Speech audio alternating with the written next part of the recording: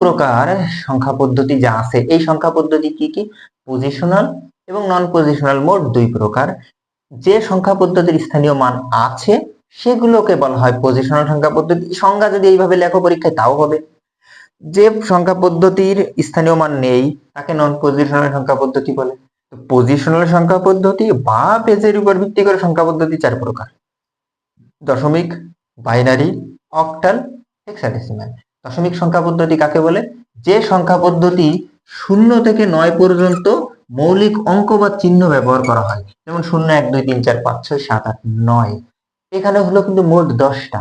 এই কারণে যে সংখ্যা পদ্ধতির মৌলিক চিহ্ন 10টি এবং যার বেজ হচ্ছে 10, তাকে সংখ্যা পদ্ধতি বলে। এবার বাইনারি সংখ্যা পদ্ধতি কি? বাইনারি হলো 0 এবং 1, মাত্র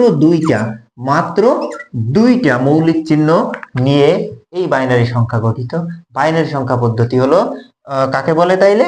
যে সংখ্যা পদ্ধতির মৌলিক চিহ্ন 2টি এবং যার বেজ হচ্ছে 2, তাকে বাইনারি সংখ্যা পদ্ধতি বলে। অক্টাল সংখ্যা পদ্ধতি কাকে বলে? 0 থেকে 7, মানে 0, 1, 2, 3, 4, 5, 6, 7, মোট 8টি অঙ্ক বা চিহ্ন ব্যবহার করা হয়। এই জন্য অক্টাল সংখ্যা পদ্ধতির সংজ্ঞা হবে কি? যে সংখ্যা পদ্ধতিতে যে সংখ্যা পদ্ধতির মৌলিক চিহ্ন 8টি এবং যার বেজ হচ্ছে 8, তাকে অক্টাল সংখ্যা পদ্ধতি বলে। হেক্সাডেসিমাল কাকে বলে? 0 থেকে 9 পর্যন্ত তো হইল মোট 10টি, এ, বি, সি, ডি, ই, এফ, মোট 16টি। তাইলে কি হইল?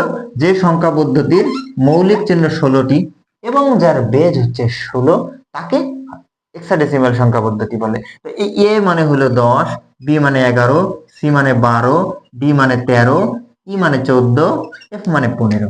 এটা ধরে নিতে হয়, কিন্তু লেখার সময় এ বি সি ডি লিখতে হয়।